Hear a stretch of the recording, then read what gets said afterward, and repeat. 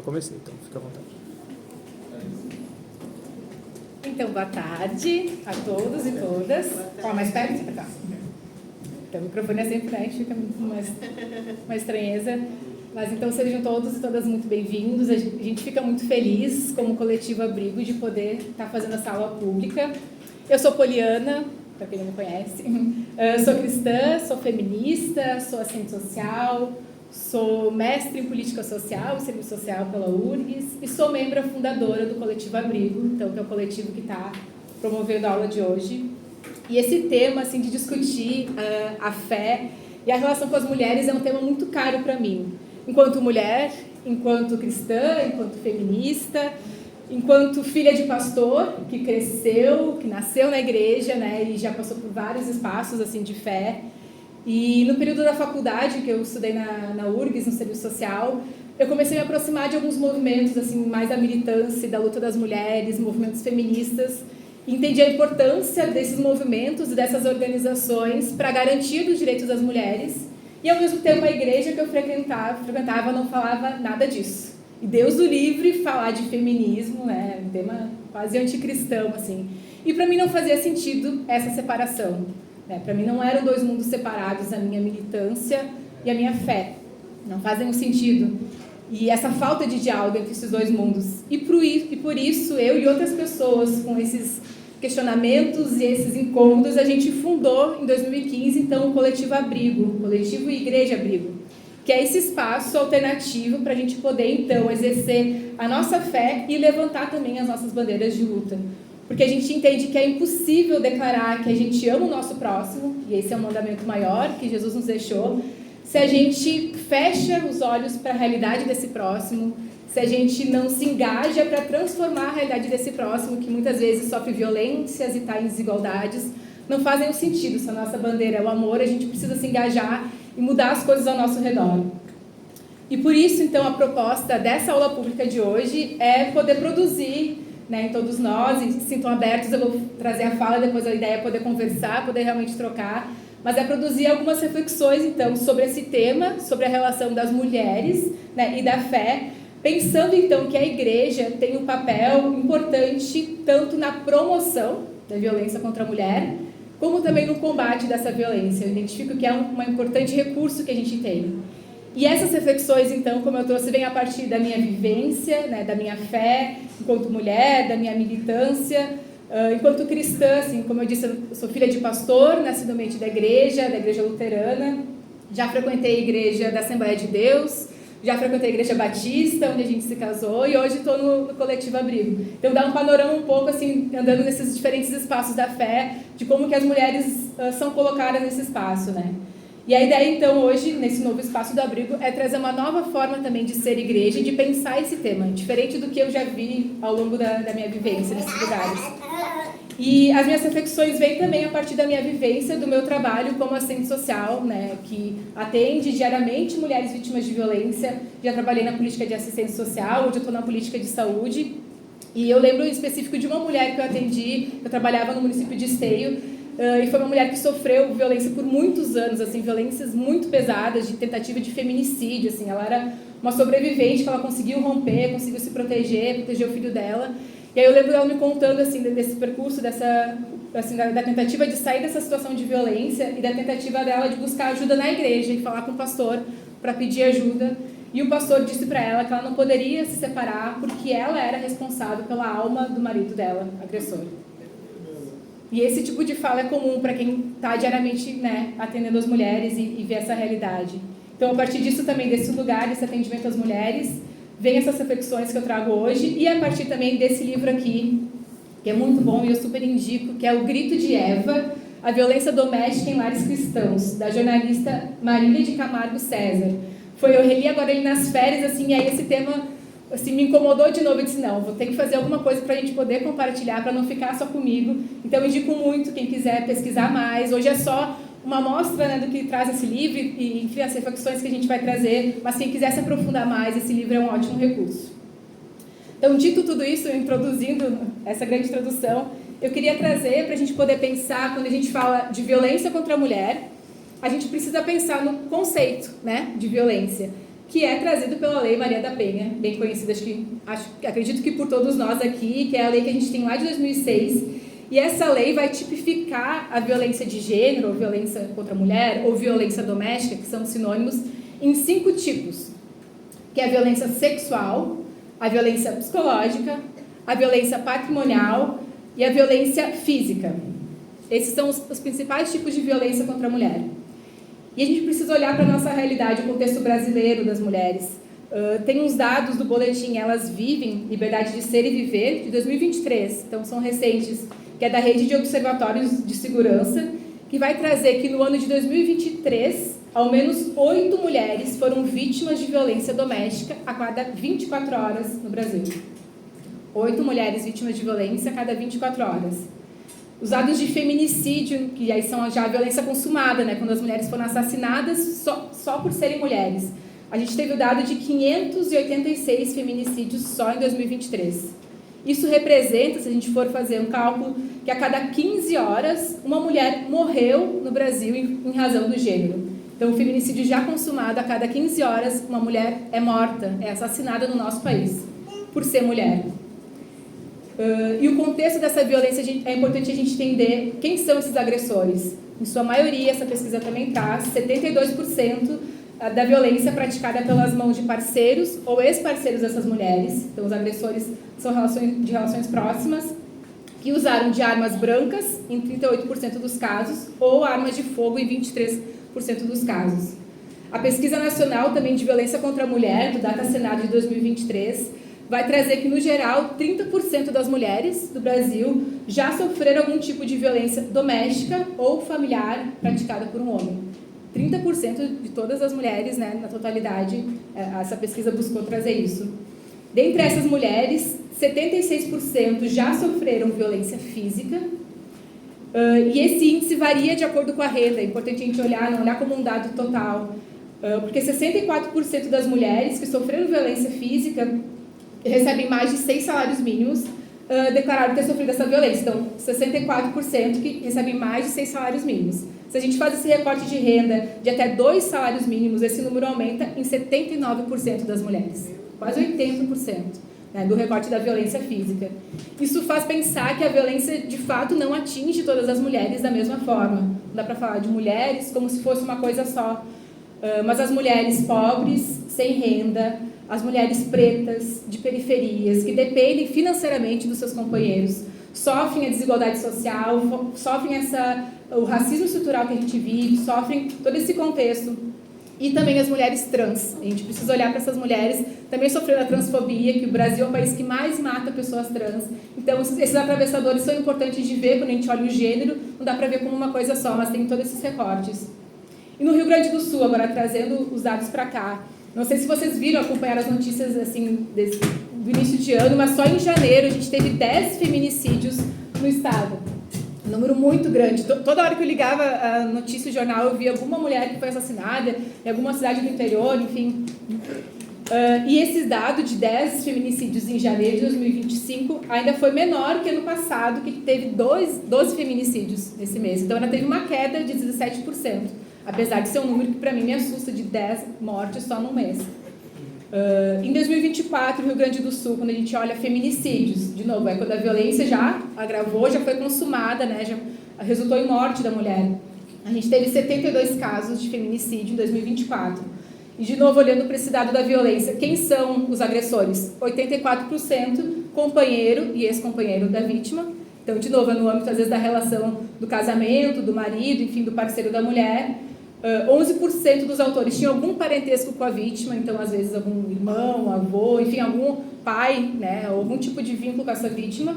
A residência foi o local de 72% dos crimes, então, as violências acontecem em casa. Quando a gente olha para feminicídio, as mulheres mortas estão sendo mortas nas suas casas. Arma utilizada, 36% arma branca e 33% arma de fogo.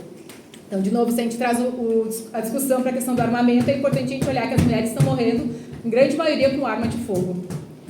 Trazendo tudo isso, então, para a gente pensar qual que é a relação da fé com a violência contra a mulher. A gente já olhou esses dados, que é essa realidade preocupante no nosso estado, no nosso país. A gente tem uma pesquisa de 2019, da dissertação da Valéria Vilhena, que foi da Universidade Mackenzie, que ela trouxe que cerca de 40% das vítimas de violência doméstica no Brasil são evangélicas. E é isso. E atendendo no dia a dia das políticas públicas, quando a gente está em contato, né, ou em projetos sociais com essas mulheres, a gente vê o quanto é presente o discurso da fé e a presença de pastores que, por vezes, acaba perpetuando a violência, né, e fazendo com que essas mulheres permaneçam nesse local. 40% das vítimas são evangélicas. Trazendo, então, tudo isso de panorama, eu queria trazer para a gente poder pensar, então, de que maneira a igreja tem contribuído para a promoção da violência contra a mulher. Só antes eu vou tomar uma água aqui, me deu uma sede. Se alguém quiser comentar alguma coisa, fiquem à vontade.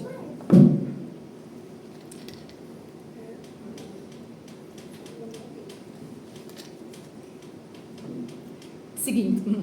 Então, uma das principais formas que as igrejas contribuem para promover essa realidade de violência contra a mulher é através dos ensinamentos teológicos, ou que a gente pode chamar de hermenêutica, né, que é uma parte da teologia que traz a forma que tu interpreta o texto bíblico, né, porque a igreja tem um importante papel de formação de opiniões. Muitas pessoas que frequentam os cultos das igrejas evangélicas, que quase toda a periferia tem, pelo menos uma, duas, né, Assembleia de Deus, ou algum outro tipo de igreja neopentecostal, essas pessoas não acessam, em sua maioria, outros espaços de estudo. Elas não estão nas universidades, elas não estão em outros locais de formação, de estudo, de universidade. Então, acaba que aquele lugar, a igreja que eles vão, que eles frequentam, é o espaço de referência para acessar o conhecimento. E aquilo que é ensinado nos púlpitos, pelas lideranças religiosas, quase em totalidade compostas por homens, os pastores, é tido quase como uma verdade inquestionável e como um mandamento e orientação de Deus.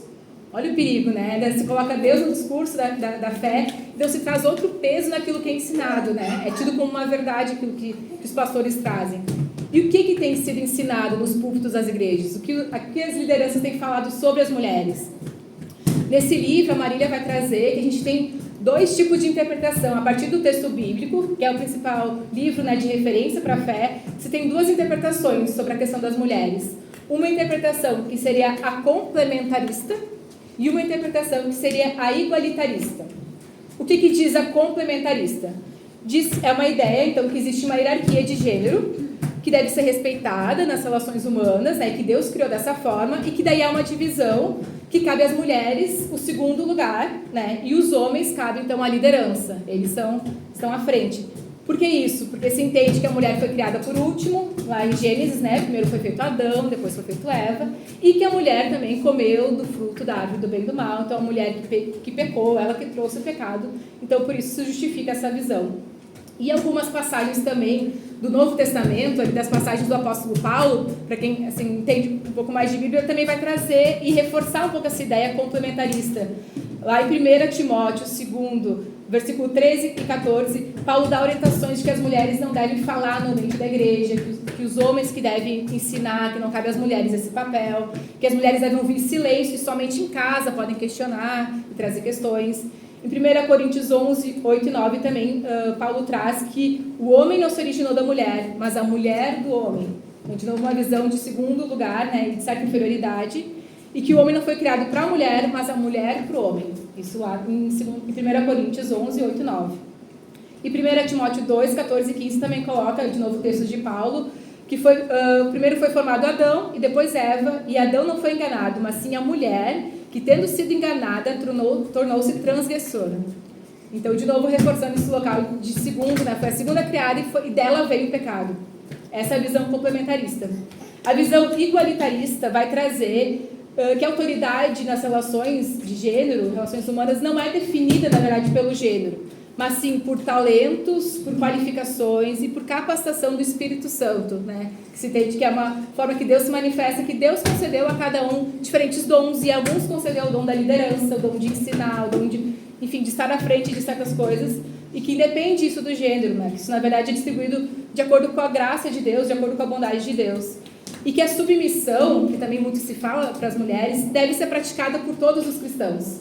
Se entende que esse é um princípio do Evangelho, ser submisso, no sentido de humildade e disposição para servir. O cristão deveria ser aquele que submete a todos, a todo momento, porque ele veio para servir, com o exemplo de Jesus. Então, essa é a visão igualitarista. Qual vocês acham, né, que as igrejas mais defendem e perpetuam? a primeira visão, né? A complementarista. E as igrejas defendem essa visão a partir desses textos de Paulo, a partir desse texto lá de Gênesis, de quando a mulher foi criada, muito numa leitura isolada, literal e descontextualizada do texto bíblico. E eu percebo que se faz uma leitura só da Bíblia, mas não se faz uma leitura de realidade. De quem são essas mulheres que a gente está conversando? Qual que é essa realidade que a gente tem no Brasil, no Rio Grande do Sul, em Porto Alegre? Se pega o texto bíblico sem se olhar a realidade que a gente tem hoje. E por isso eu acho que é muito perigosa esse tipo de leitura. O texto de Gênesis, lá, Gênesis 2:18, que é lá no início da criação, quando Deus fez o homem e a mulher, o versículo diz assim: o Senhor declarou, não é o bom que o homem esteja só. Farei para ele alguém que o auxilie e que lhe corresponda, uma ajudadora que lhe seja idônea. Né? Tem traduções que trazem essa palavra, que a gente pode traduzir como adequada, apta ou capaz. Não é uma palavra que a gente costuma usar, mas o texto bíblico traz esse termo. A palavra original, quando a gente for olhar do hebraico, para ajudadora idônea, é Ezer Kenedo. Não sei se é assim que se fala, provavelmente não. Mas que é um substantivo masculino que significa o que presta socorro, que auxilia e que salva. Não tem nada a ver com o gênero, esse termo. E, na verdade, se utiliza até no Salmo 121, quando Davi, um outro escritor, um salmista, está falando de Deus, ele diz que o Senhor é o meu socorro. E a tradução para socorro é a mesma palavra, que é esse Ezer Kenedo. Então, o Senhor é meu ajudador idôneo. A gente tem noção que não tem nenhum recorte de gênero e nem noção de inferioridade, porque esse mesmo termo que se utiliza lá quando Deus criou a mulher, se refere ao próprio Deus em outros momentos, como aquele que auxilia, aquele que presta socorro. Só que no português, na tradução do texto bíblico, né, feita por homens e feita há bastante tempo atrás, e num contexto cultural, enfim, se produz a ideia, quando a gente usa auxiliador e idônea, essa ideia de inferioridade, né, ou de subalternidade. Para mim me passa, quando é auxiliador, é alguém secundário, né, tem a pessoa principal e aquela que auxilia, aquela que ajuda. Outro principal ensinamento que é direcionado para as mulheres, nessa visão complementarista, é a questão da submissão. E aí quem já passou em algum ambiente de fé sabe muito bem quando é falado da mulher submissa, da esposa submissa, né? Se reforça muito essa ideia e esse adjetivo é muito usado. E tem muito por base um texto lá de Efésios 5, versículo 21 ao 28 e 33, que é de novo do apóstolo Paulo que escreve para a igreja de Efésios. E ele coloca, e é algo que é importante de destacar, lá no versículo 21 ele inicia o texto dizendo: sujeitem-se uns aos outros por temor a Cristo. Só que esse versículo ele não é muito fora. Até quando a gente vai abrir a Bíblia, geralmente esse versículo está num parágrafo anterior, que aí se divide às vezes em subtítulos, então ele faz parte de outro contexto que às vezes não é nem falado, só se lê a partir do versículo de baixo. Mas inicia dizendo: sujeitem-se uns aos outros por temor a Cristo. E aí a partir do versículo seguinte diz: esposas, cada uma de vocês deve se sujeitar ao seu marido, como ao Senhor, pois o marido é o cabeça da esposa, como também Cristo é o cabeça da igreja, que é o seu corpo, do qual ele é o Salvador. Como a igreja está sujeita a Cristo, assim a esposa esteja em tudo sujeita ao seu marido. Maridos, cada um de vocês deve amar a sua esposa, assim como Cristo amou a igreja e se entregou por ela para santificá-la, tendo-a purificado pelo lavar da água por meio da palavra, e apresentá-la a si mesmo como igreja gloriosa, sem mancha, sem ruga, nem coisa semelhante, mas santa e sem culpa. Da mesma forma, os maridos devem amar, cada um, a sua esposa como a seu próprio corpo. Quem ama a sua esposa, ama a si mesmo. Portanto, cada um de vocês ame também a sua esposa como a si mesmo, e a esposa trate o marido com todo respeito.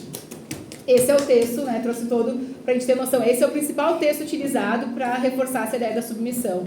Mas o texto, ele traz recomendações para os homens e para as mulheres, né? E inicia, como eu falei, com o versículo, trazendo o conceito de submissão mútua, né? Que todos deveriam se sujeitar e submeter uns aos outros por temor a Cristo. Mas, em sua maioria, quando esse texto é utilizado nas igrejas, o foco é as mulheres, é as orientações para as mulheres. Até a Marília, no livro, ela traz que ela procurou no YouTube algumas pregações sobre essa questão da submissão, né? E sobre esse texto de Efésios. E aí, assim, ela chegou a ver a questão do tempo, era 10 minutos do pastor orientando as mulheres sobre submissão e 2 minutos ele falando as orientações para os homens. sendo que o texto traz para ambos, né? Mas o foco sempre é muito maior em reforçar essa submissão e as orientações para as mulheres. Não se faz de uma forma igualitária isso.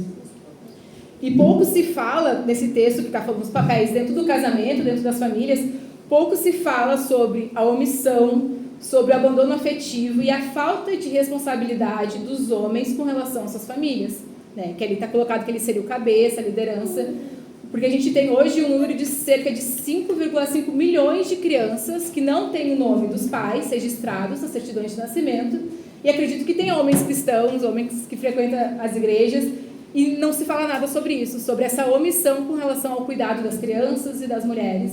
Mas, por outro lado, o texto é utilizado para reforçar a submissão que as mulheres devem seguir. Muitas vezes até se defende, eu já ouvi isso, assim, a ideia de que os problemas conjugais e familiares que a gente tem como um todo na nossa sociedade são resultado da postura de autoridade que muitas mulheres assumem nas suas famílias. Talvez vocês já ouviram isso também, de que as mulheres trabalham fora, que as mulheres hoje em dia são muito mandonas e que elas estão assumindo esse lugar que é dos homens. E por causa disso é uma inversão de papéis e por causa disso as famílias estão como estão e a sociedade está como está. Então se reforça de novo, a mulher precisa assumir esse papel na omissão de um homem e ainda assim ela é ocupada por todo o problema. Se o homem passa impune a toda essa orientação, ninguém nem viu, né, o papel e a responsabilidade que ele tem. Muitas vezes, enfim, trazendo o ensinamento dessas passagens bíblicas, a gente precisa entender que ele não é isento. Nenhum ensinamento é isento, nenhuma leitura de um texto, nenhuma interpretação, nenhuma ciência, né, é isenta.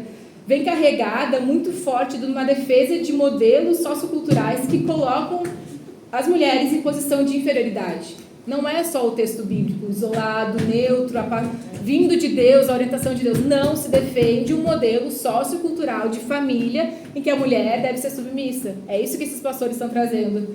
E é fruto isso de uma leitura e de uma interpretação conservadora e fundamentalista da Bíblia. É totalmente vinculado com o conservadorismo que essas igrejas têm.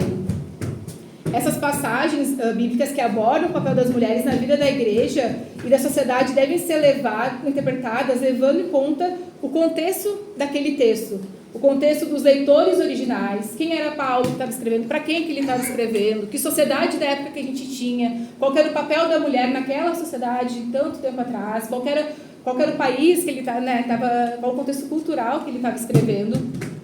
E a gente precisa olhar também de acordo com os grandes princípios das Escrituras, que é o amor, a justiça, a igualdade, a nova criatura em Jesus Cristo, que é a pessoa principal do texto bíblico e da nossa fé e do Evangelho, porque não é um bom princípio hermenêutico se a gente for interpretar passagens bíblicas que abordam usos e costumes de alguma época em oposição aos princípios maiores do Evangelho. A gente não deve fazer uma interpretação literal daquela passagem. Não, aqui é uma regra, sendo que a regra maior é o amor, a regra maior é a igualdade, a regra maior é a justiça que Jesus pregou e viveu. Então a gente precisa olhar com esses olhares desses outros princípios maiores do Evangelho. Eles devem ser a nossa interpretação. Porque os fundamentalistas, quando fazem essa leitura isolada do texto bíblico, conservadora, eles traem a mensagem de Jesus. A mensagem de amor, de respeito, de igualdade, de justiça. E quando eles seduzem as mulheres, é inferioridade. Eles estão traindo a mensagem que o próprio Cristo deixou. Nem deveriam se chamar cristãos e defender essa mensagem de amor, porque não tem nada a ver com o próprio Cristo. Além disso, ensinando dessa forma, com essa leitura complementarista que reforça o local das mulheres, muitos pastores se tornam cúmplices das agressões e dos assassinatos de milhares de mulheres brasileiras. Porque isso é de uma tremenda irresponsabilidade, até criminosa, eu diria, porque violência contra a mulher é crime. As mulheres estão morrendo nas suas casas pelos seus maridos, muitas vezes orientadas pelos seus pastores a permanecer nesse local. É totalmente irresponsável que as igrejas continuem a pregar essa submissão irrestrita das mulheres, porque isso representa a perpetuação dessas situações de violência que levam ao risco de vida e até à morte dessas mulheres. Essas mulheres cristãs, né, evangélicas, que estão num contexto de violência, são as principais vítimas desse discurso e desse pensamento legalista, que as mantém caladas, muitas vezes de joelhos, clamando para que Deus as liberte de seus agressores, quando os seus pastores, quando os seus irmãos da fé, a quem elas recorrem para pedir ajuda, poderiam fazer isso. Essas mulheres são expostas a diversos riscos quando são orientadas a permanecer em casa. E geralmente essa orientação, como eu iniciei a fala, falando daquela mulher que o pastor disse que ela era responsável pela alma do marido dela, é dessa forma que se orienta, de que o casamento é sagrado, que a mulher não pode se separar, que o divórcio não vem de Deus. Enfim, elas são orientadas a permanecer em casa, orando e jejuando, né, pedindo a Deus por seus algozes, até que eles eventualmente se convertam e sim, transformem de vida. Não, Deus pode transformar o coração, Ele vai parar de te bater. E nesse processo, e sim, eu acredito que a mulher, deve orar pelo seu marido, né? Enfim, ou por quem ela quiser. Esse é um princípio cristão da gente orar, interceder. E acredito sim que Deus pode transformar vidas, Deus é todo poderoso para isso. Mas nesse processo de oração e de transformação, a mulher não precisa e não deve permanecer no mesmo local que o agressor. É desumano esse tipo de orientação de que ela fique em casa, quando ela corre o risco de apanhar, de ser morta, para que daí Deus possa transformar aquele marido. Não existe isso, é totalmente irresponsável a gente orientar. A mulher pode fazer isso, seguir orando, e Deus pode transformar, mas ela precisa ser protegida, ela e as crianças e os filhos, enfim. Então, agora indo para um outro momento, vou tomar uma água de novo.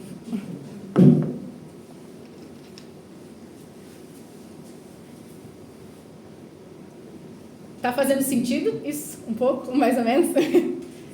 Sintam à vontade, assim, para contribuir. Enfim, eu vou finalizar aqui, a gente também abre uma conversa. Eu estou aqui na frente mais para gravar o vídeo, mas a minha ideia era sentar junto com vocês em roda e depois eu vou me aproximar mais.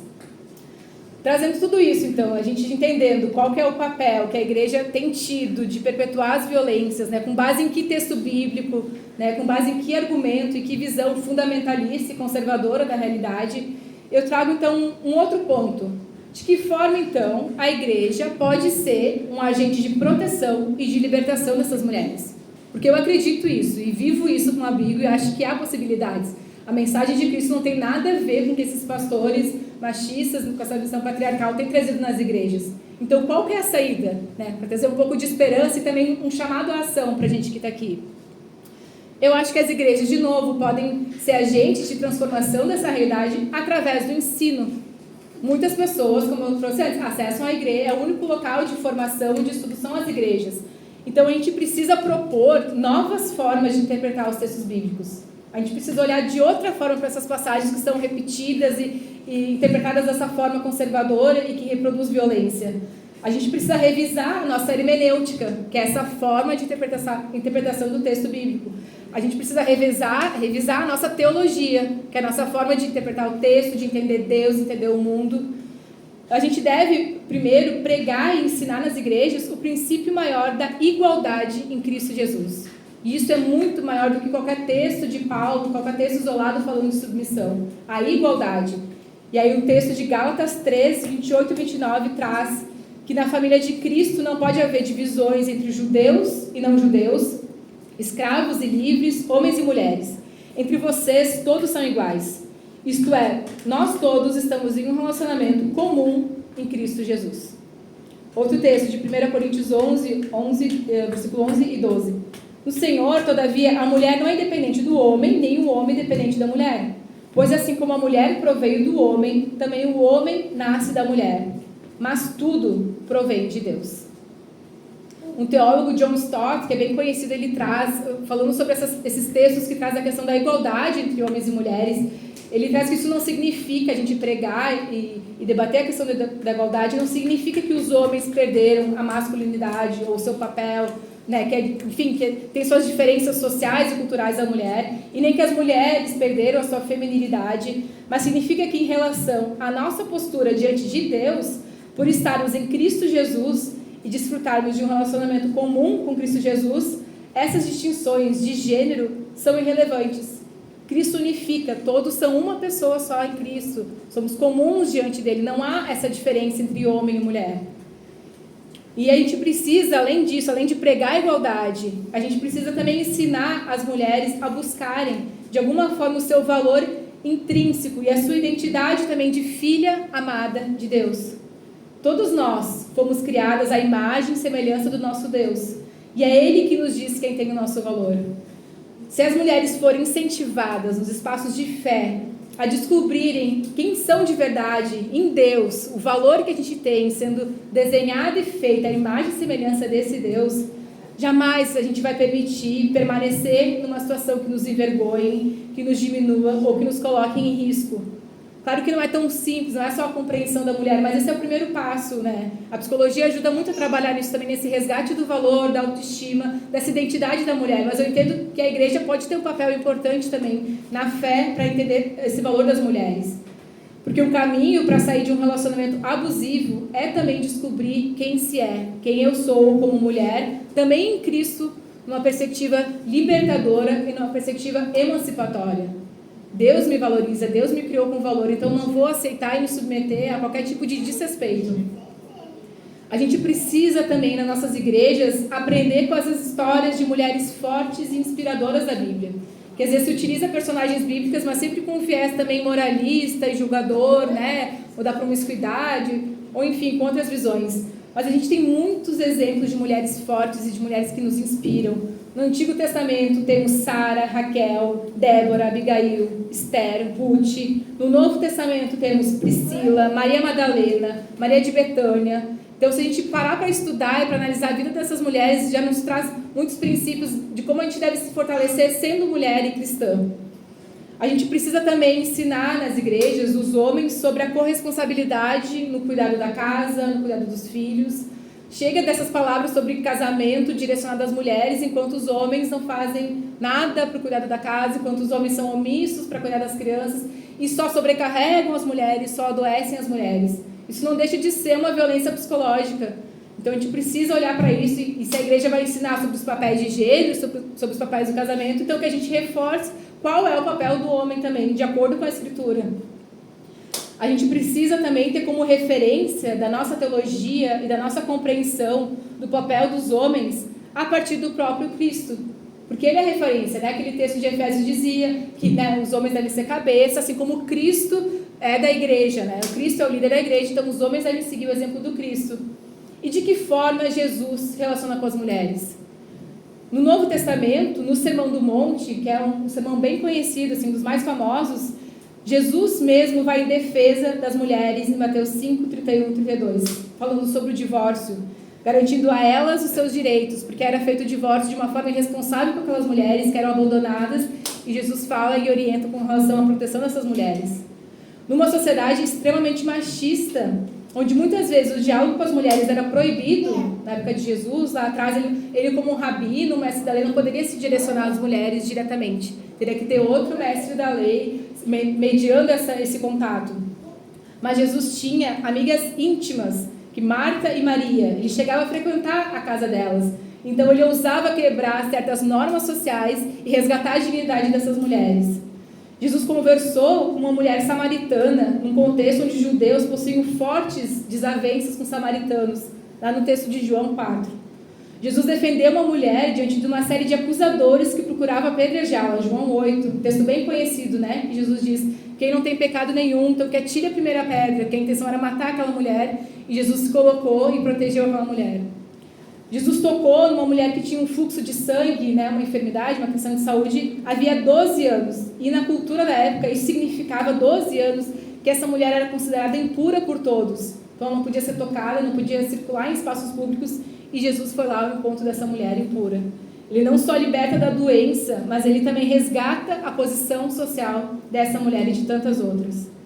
Em Lucas 13, Jesus chamou de filha de Abraão, uma mulher encurvada, que também tinha uma questão de saúde, que ele curou, e ele chamou ela de filha de Abraão na sinagoga, na frente de todos os mestres da lei, num contexto que só se falava de filhos de Abraão. Nunca tinha se dito, como assim filha de Abraão? É possível que Abraão tenha filhas também? É possível esse título para uma mulher?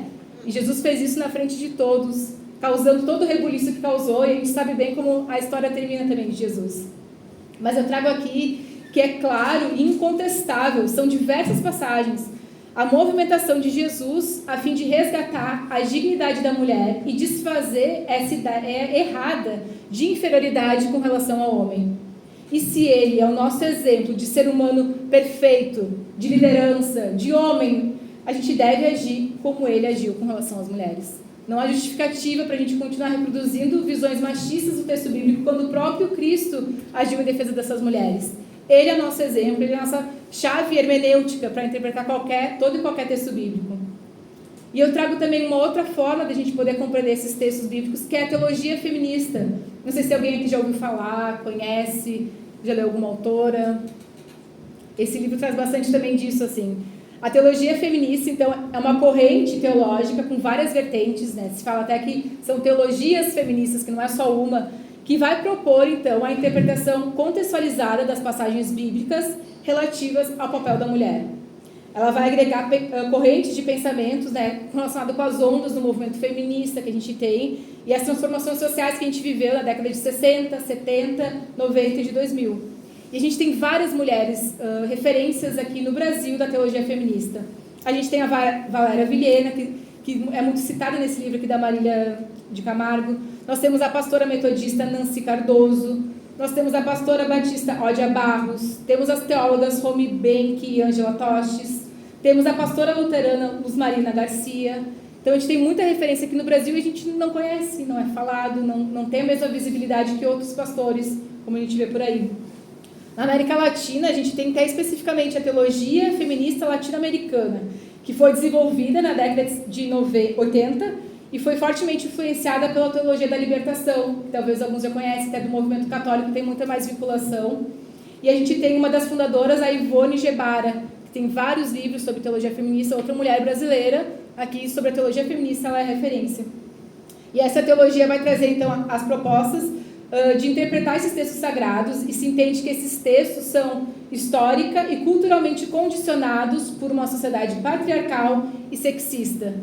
Sendo assim, essa teologia propõe dar espaço para um novo paradigma hermenêutico, feito por mulheres, e não mais a interpretação do texto bíblico somente feito por homens.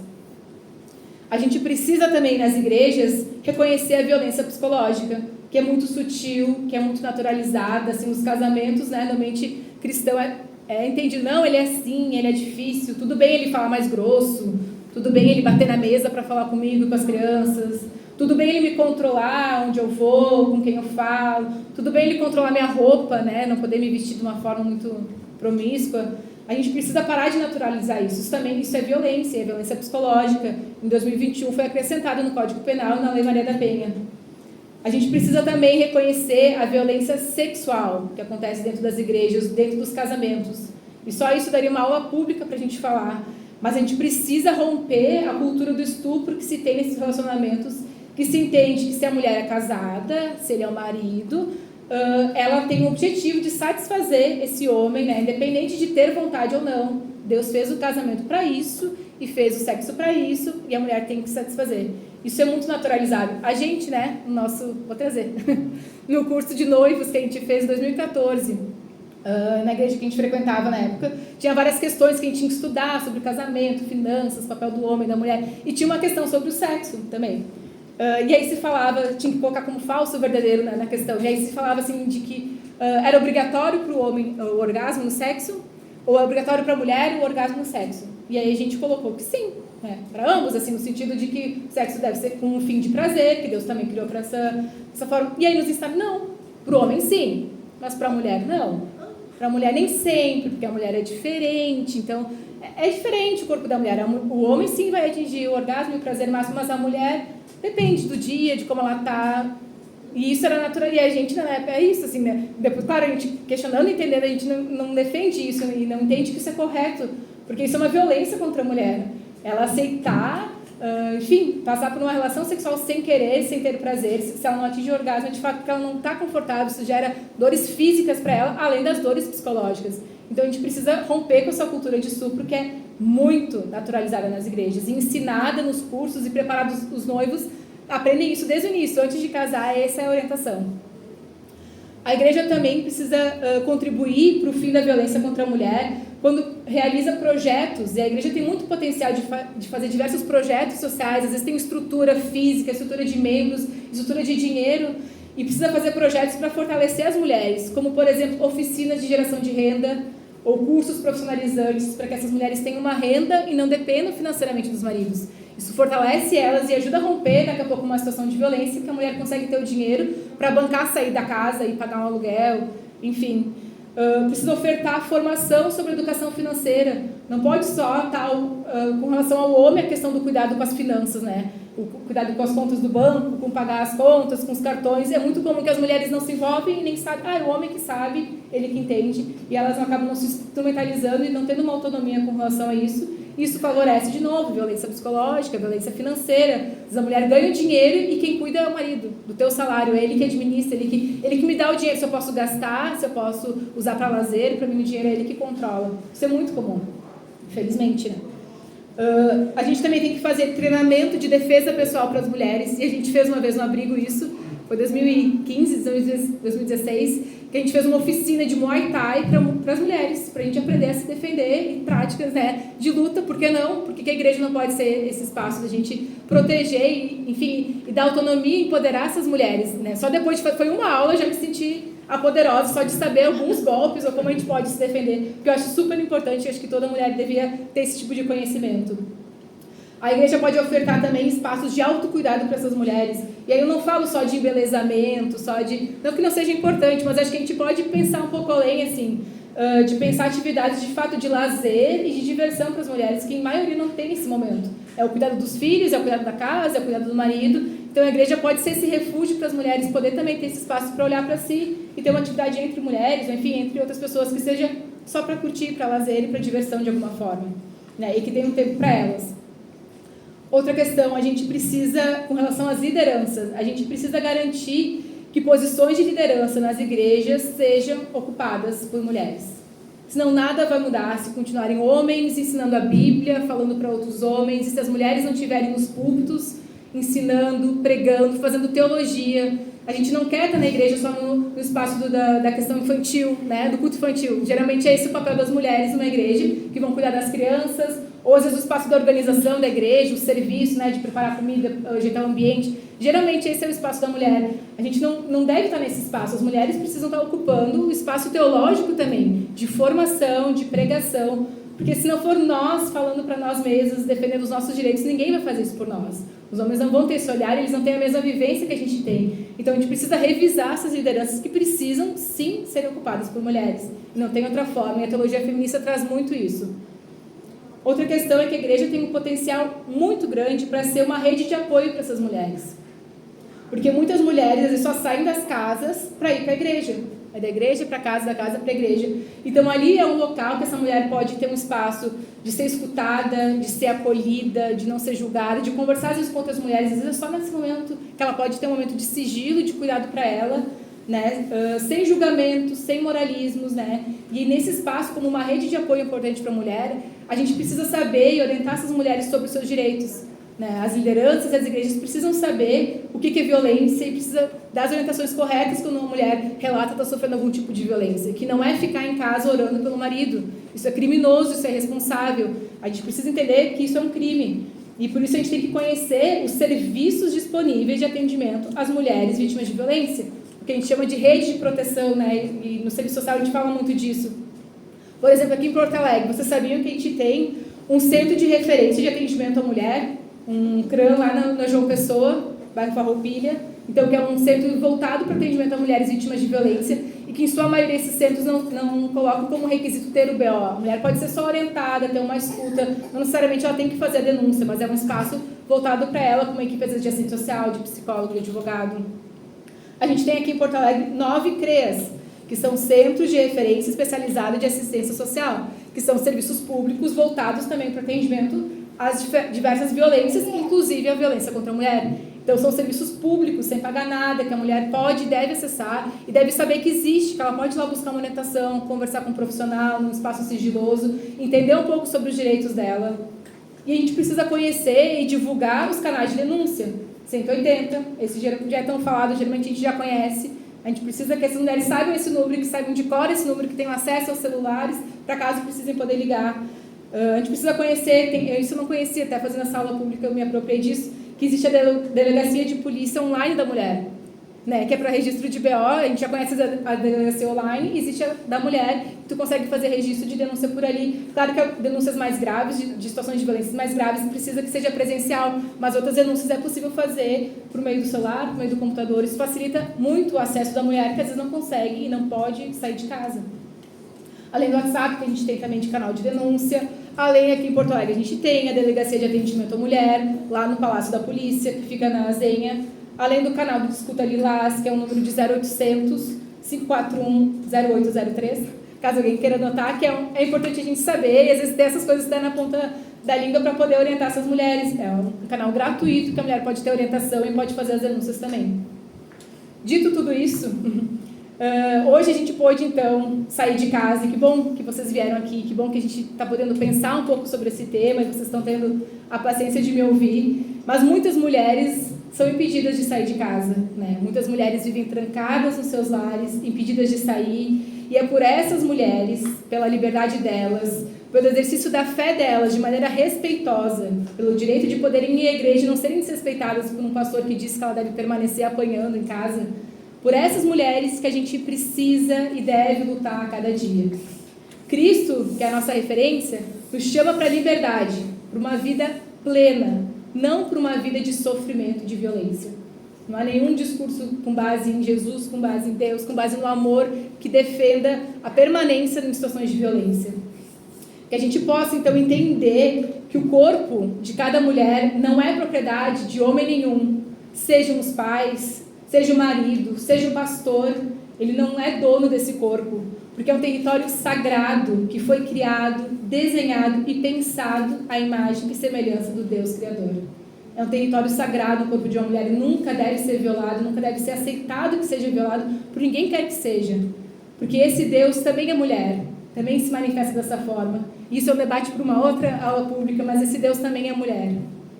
Por fim, então, eu gostaria de encerrar a minha fala reforçando em cada um que está aqui, que a gente possa sair com um chamado à ação, que a gente possa se comprometer no exercício da nossa fé, ou da nossa não fé também. Se a gente não é cristão, não tem problema, a gente é humano, e que bom que esse tema de alguma forma nos toca, não sei, acredito que tenha nos tocado para nos trazer aqui, mas que a gente possa se comprometer a levantar a nossa voz em defesa das mulheres, especialmente essas mulheres evangélicas que estão sofrendo violência, especialmente essas mulheres que se encontram numa situação social e politicamente mais desfavorável que a nossa. Porque a gente teve a liberdade de sair aqui, de poder pensar, de poder problematizar a nossa fé, enfim, mas muitas mulheres não têm esse direito.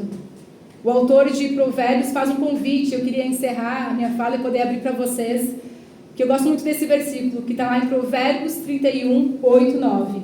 O autor de Provérbios diz assim: erga a voz em favor dos que não podem defender-se. Seja o defensor de todos e todas desamparadas. É isso. Muito obrigada.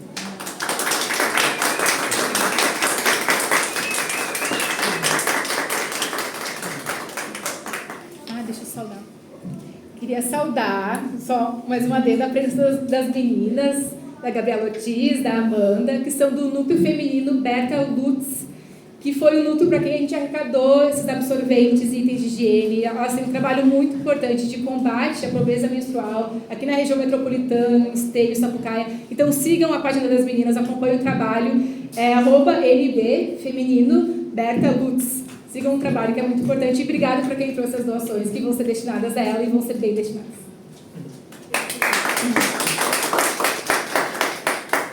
Eu queria acrescentar um grupo, uma ONG super bacana,